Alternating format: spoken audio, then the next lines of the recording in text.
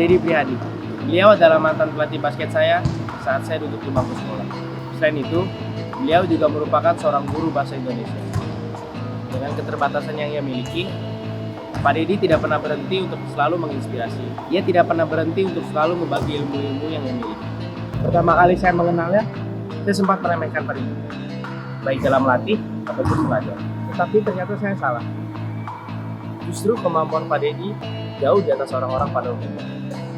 Satu hal yang selalu gue ingat dari perkataan Pak Deddy, yaitu saya aja yang tangan satu bisa, masa kalian nggak bisa? Itu memacu gue untuk selalu meningkatkan kemampuan yang gue miliki.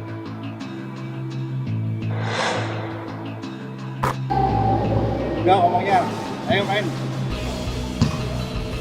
Ayo!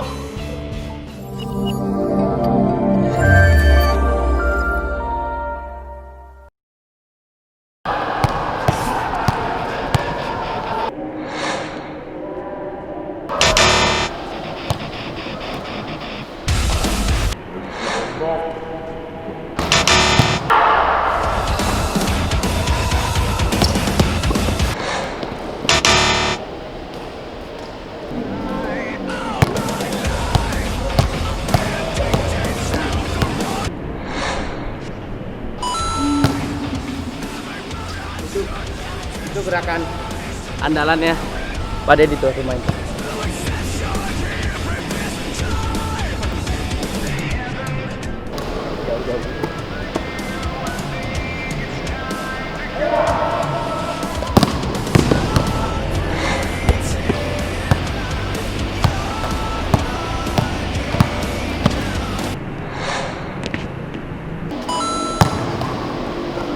Itu gerakan andalan gua.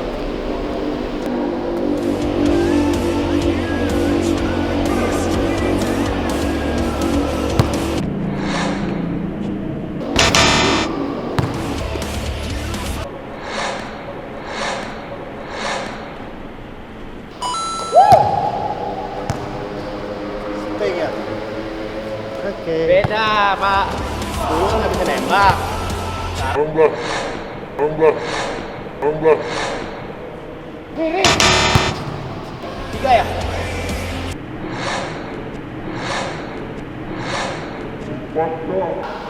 Empat. Oke. Oke.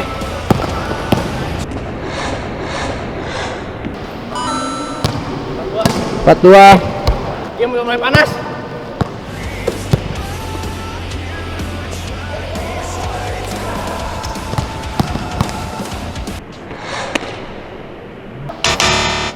Gimana nih Pak, anak muda itu Pak? Oke, kalian menjaga ya.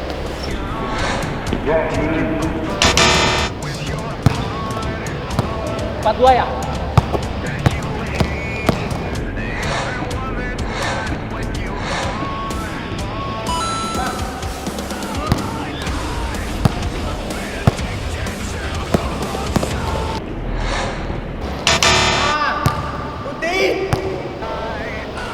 Nggak dijaga lagi. Kasih kanan.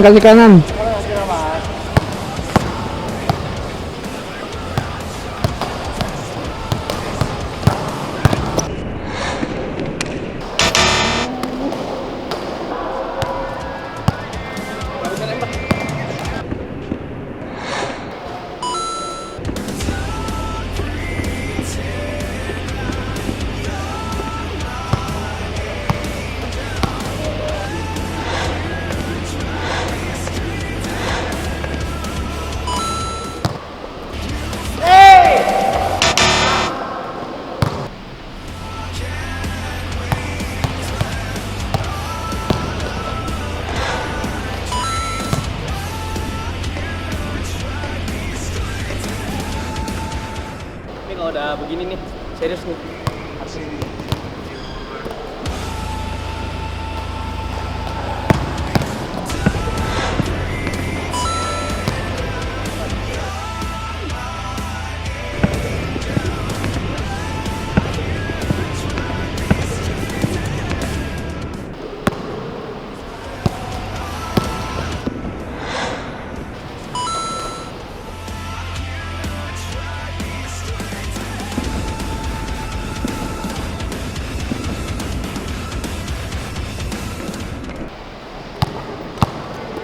Lihat ya.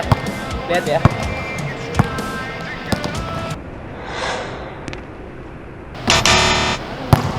Lihat aja.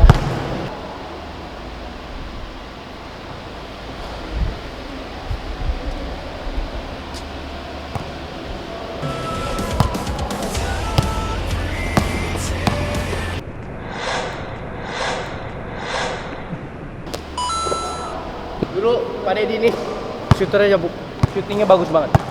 Sekarang dia udah tidak pernah main. Gantian gua yang bagus banget. Gantian gua. Semua ada masanya.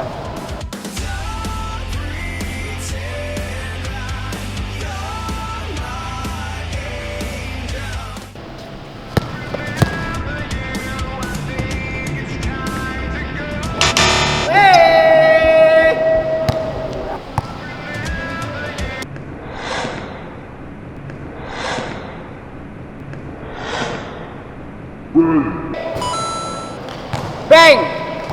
Yes! Yes! Good. Itu dia yang ngajarin gua. Kemajuan. Pemain yang hebat yang bisa melangkahkan pelatihnya itu. Ini pemain yang hebat. Itulah. Mantap! Yes! Gua ngalahin coach gua. Halo tim M, balik lagi sama gue Irfan. Gue sekarang lagi bareng salah satu mantan pelatih gue dan guru gue juga, yaitu Bapak Deddy Prihadi. Tangan Deddy. Nah, kali ini gue akan kasih beberapa pertanyaan kepada Deddy. Saya kasih pertanyaan tanpa dengan maksud untuk menyinggung ataupun menjelek-jelekan Pak Deddy ini, tapi untuk menginspirasi teman-teman semua. Pertanyaan pertama, Bapak Deddy ini kan orangnya tegar ya. Lihat saya waktu saya sekolah dulu atau saya jadi pemain basket dulu, Pak Deddy ini nggak pernah sedih gitu. Tapi pernah nggak sih Bapak berada di titik terendah dalam hidup? Berada di titik terendah ya. Oke. Titik terendah waktu itu adalah transisi ya, dari yang biasanya bisa main basket, kemudian harus mengalami musibah. Oh semuanya ya, artinya udah seakan-akan sudah nggak ada apa-apa lah, gitu, nggak ada artinya. Tapi hidup terus berjalan, ya udah, jalanin aja. Life must go on ya. Iya. Ya itu titik terendah ya. Berarti tapi nggak pernah ditunjukin ke orang-orang ya Pak? Enggak lah, jangan orang biar bisa melihat kita yang baik-baik aja, yang kita jelek kita simpan aja, itu yang akan membuat orang menjadi tegar. Dan yang gue salut dari Pak Deddy ini tuh yaitu dia nggak pernah merasa sedih ataupun ya mungkin karena memang salah satu panutan ya, jadi Pak Deddy memang harus terlihat bahagia dan terlihat tegar ya. Itu juga nggak sih Pak? Orang bisa menilai aja, biar kita melihat kalau saya memberikan senyum, orang akan tersenyum, ya kan? Kalau kita memberikan kebahagiaan, kita terlihat bahagia, orang akan bahagia juga. Tapi kalau kita lihat cemberut, dia akan cemberut juga kan? Ya. Ini yang akan membuat jangan sampai orang tahu apa yang menjadi rendah bagi kita. Termasuk kondisi saya seperti ini, biar itu menjadi tantangan bagi mereka. Ya. Saya mengajak, menantang aja bagi mereka. Pede nggak?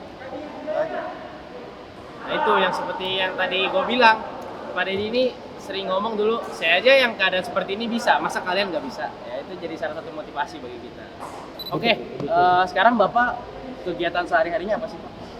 Sehari-hari untuk saat ini masih mengajar di rumah, terus basket untuk sementara ini off karena dari Perbasi juga memberikan instruksi untuk tidak melakukan latihan-latihan. Berarti memang profesi Bapak ini sekarang masih menjadi salah satu guru lah ya? Masih Menjadi salah satu guru. Bahasa Indonesia? bahasa ini. Masih bahasa Indonesia. Ini salah satu guru yang paling galak juga nih waktu gue sekolah nih. Sering gue waktu itu, ini yang paling saya ingat ya Pak. Dulu kebiasaan saya gigit kuku kan. Ya. Nah pernah satu momen gue gigit kuku terus diwan pinggangin gitu, tangan gue sampai bisa gigit kuku lagi. Tapi 1 minggu gue berhenti waktu itu. Setelahnya gigit kuku lagi. Kalau nggak kelihatan baru gitu lagi. Ini guru hebat.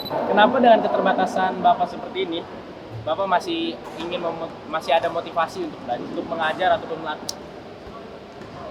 Prinsip saya adalah saya tidak pernah melihat kondisi ya, atau keadaan saya. Bagi saya adalah mendidik itu jiwa dari dalam diri saya mendidik. Artinya kalau murid saya lebih hebat dari saya salut. Berarti dia memang hebat. Karena saya membuat dia menjadi seperti itu, saya dari nol. Kalau dia yang bisa melebihi dari saya, berarti dia lebih hebat dari saya. Itu yang saya salut. Seperti tadi saya bilang ya, Pak Deddy ini tegar. Tapi Pak Deddy pernah nggak sih nyerah sama keadaan? Dan gimana cara Pak Deddy untuk bangkit? Oke, bangkit dari keterpurukan itu saat itu saya berada di kamar, kemudian saya nggak tahu ada apa ya, tahu-tahu kenapa saya begini ya, kenapa saya harus dikasihani ya, coba aja lah. Artinya saya nggak mau menyerah. Bagi saya hidup itu seperti roda berputar. Kalau orang menyerah, berarti roda itu nggak berputar. Roda itu akan diam dan dia tidak akan pernah mengalami di atas. Tapi kalau orang itu berusaha terus, pelan-pelan, suatu saat dia akan berada di posisi atas. Kalaupun dia harus jatuh, dia cepat lagi berputar ke atas.